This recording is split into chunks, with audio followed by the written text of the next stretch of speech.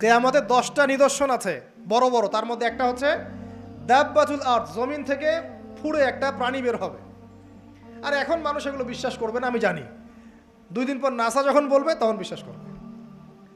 কথা কি বুঝতে পারছেন? তবে প্রাণী এই পৃথিবীর নিচে আছে। রাসূল সাল্লাল্লাহু আলাইহি ওয়াসাল্লাম বলছেন 10টা আলামত না আসা পর্যন্ত কিয়ামত হবেই না। তার মধ্যে একটা হচ্ছে দাব্বাতুল আরদ, জমিন থেকে একটা প্রাণী বের হবে, এবং এই প্রাণী শুধু বেরই হবে না, মানুষের সাথে কথাবার্তা বলবে। এবার মানুষের সাথে কথা বলবে প্রাণী। বিশ্বাস করছেন? এখন বিশ্বাস করছেন না জানি, কিন্তু প্রাণী মানুষের সাথে কথা বলবে। আল্লাহ পাক বলাতে পারেন না? পারেন। আচ্ছা, সামনে যান। ওই প্রাণী যখন দাঁড়িয়ে আছে রাস্তায়, এখন এই বালক বলছে আজকে আমি প্রমাণ করে নিব যে আল্লাহর আনুগত্যশীল ওই পাদ্রী সঠিক নাকি ওই জাদুকর সঠিক। এবার সে একটা ইট হাতে নিল, পাথর হাতে নিয়ে এসে বলছে, আল্লাহ তোমার কাছে যদি ওই জাদুকরের কাজের চাইতে এই পাদ্রীর কাজ বেশি পছন্দনীয় হয়, এই ইটের আঘাতে এই জন্তুকে তুমি মেরে ফেলো আল্লাহ। এ বলেছে বিসমিল্লাহ বলে পাথর নিক্ষেপ করলো, নিক্ষেপ করার সাথে সাথেই জন্তু ডেড। তখন তার আইন আল ইয়াকিন, হাক্কুল ইয়াকিন হয়ে গেল যে হ্যাঁ, আল্লাহর কাছে এই পাদ্রীর আমলই সবচেয়ে বেশি পছন্দনীয়। তার আর মনে কোনো সংশয় থাকলো না। কিশোর মানুষ না, কতটুকুই বা বোঝেন নাই? এবার তার মধ্যে একটা ইয়াকিন চলে আসলো এবং সে পরিপূর্ণ মুমিন মুসলিম হয়ে গেল। এবার যখন সে রাজ দরবারে যায়, তার কাছে পেশেন্ট আসে, মানে একজন মানুষ এসেছে, সে বলছে যে আমার চোখে সমস্যা।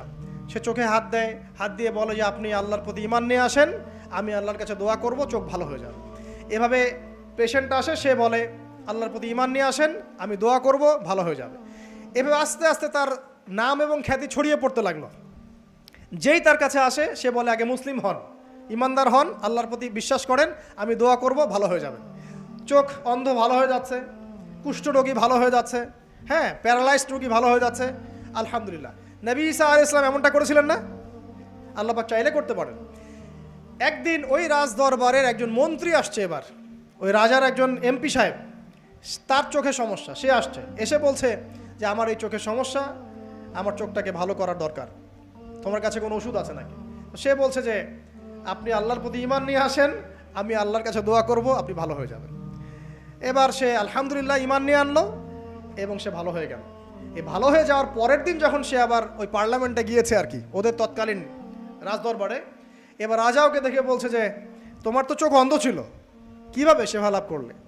তো সে বলে না কিভাবে শেফা লাভ করলো, সে বলতে চাচ্ছে না, কারণ সে আজ করছে যে বললে সমস্যা হবে। তো এক পর্যায়ে তাকে খুবই পিটুনি দেওয়া হচ্ছে, রিমান্ডে নিয়ে গিয়ে কঠিন মাইট দেওয়া হচ্ছে। এক পর্যায়ে সে মারের যন্ত্রণা সহ্য করতে না পারে বলে ফেললো যে ওই বাচ্চা, তার কাছে গিয়ে আমি আরোগ্য লাভ করেছি এবং সে আমাকে বলেছে যে তার রবের প্রতি ঈমান নিয়ে আসতে, তাহলে আমি শেফা লাভ করব। এই বাচ্চা এখন বলছে ফেরাউনের মতো যে আয়না রব্বুকুমুল আ'লা, আমি তো তোমাদের রব। নমরুদের মতো আমি তো তোমাদের রব, ঠিক আছে, আমি ছাড়া তোমাদের কে রব আছে? আমি তো জানি না যে আমি ছাড়া তোমাদের কোনো ইলাহ আছে। এবার এই লোকটাকে হত্যা করা হলো, এই এমপি সাহেবকে হত্যা করা হলো, বিকজ সে ঈমান নিয়ে আসে। এবার সেই বালককে ডেকে আনা হচ্ছে, বলা হচ্ছে বলো তুমি নাকি তোমার রবের নাম দিয়ে মানুষের ট্রিটমেন্ট করা শুরু করেছো? তখন সেই বালক বলছে হ্যাঁ, আমি এক আল্লাহর প্রতি বিশ্বাস করি এবং তার রাসূলের প্রতি বিশ্বাস করি, তার প্রেরিত আসমানি কিতাবে বিশ্বাস করি। এখন রাজা বলছে আমি ছাড়া তোমাদের কোনো ইলাহ আছে আমি তো জানি না।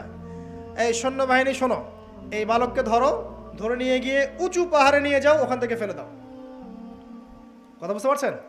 এবার তাকে নিয়ে যাওয়া হলো, ক্রস ফায়ার দেওয়া হবে, এবার উপরে নেওয়া হয়েছে, একদম পাহাড়ের উপরে। এবার ওই বালক উপরে উঠে একটা দোয়া করছে, এই দোয়াটা সবাই শিখে নেন। ওই বালক উপরে উঠে দোয়া করছে আল্লাহুম্মা কফিনিহিম বিমা শি'তা, আল্লাহুম্মা কফিনিহিম বিমা শি'তা, আল্লাহুম্মা কফিনিহিম বিমা শি'তা। পাহাড় থরথর করে কাঁপা শুরু করলো এবং ওই সৈন্যবাহিনী পাহাড় থেকে পড়ে গেল, বালকের কিচ্ছু হলো না। আমি কিন্তু বানোয়াট কোনো গল্প বলছি না, এটা কোরআন থেকে বলছি এবং এটা তাফসির। আপনি যে কোনো তাফসির পড়েন, মারিফুল কোরআন, তাফসির ইবনে কাসির, জালালাইন পড়ে দেখেন, জাস্ট পড়ে দেখেন আমার সাথে ডিবেট করার আগে। এবার সে বালক হেঁটে হেঁটে চলে আসলো রাজদরবারে। আবার কি ব্যাপার, তুমি মরো নাই? না, আল্লাহ আমাকে বাঁচিয়েছেন, আমার রব আমাকে বাঁচিয়েছেন। আবার পাঠানো হচ্ছে আরেক দল সেনাবাহিনীকে নিয়ে, যাও এবার ওকে সমুদ্রে নিয়ে যাও, সমুদ্রের মাছ সমুদ্রে ডুবিয়ে দিবে একদম। আবার সে ওখানে গিয়ে বলল আল্লাহুম্মা কফিনিহিম বিমা শি'তা, হে আল্লাহ, অর্থ হচ্ছে হে আল্লাহ আমার বিপক্ষে যারা আছে আপনি যা দিয়ে ইচ্ছা ওদের বিরুদ্ধে আমাকে সাহায্য করেন। অর্থটা হচ্ছে এমন, আল্লাহুম্মা কফিনিহিম বিমা শি'তা, আল্লাহ আপনি আমার জন্য যথেষ্ট হয়ে যান, ওদের বিরুদ্ধে আমার জন্য যথেষ্ট হয়ে যান, যা ইচ্ছা তাই দিয়ে আপনি হেদায়েত করুন, মানে আমাকে হেফাজত করুন। ঠিক আছে, আল্লাহুম্মা কফিনিহিম বিমা শি'তা, ছোট্ট দোয়া। এবার ওই সমুদ্র উত্তাল হওয়া শুরু করলো এবং ওরা জাহাজ থেকে পড়ে গেল। এই বাচ্চা সেফলি আবার চলে আসলো রাজদরবারে। বিশ্বাস করছেন না?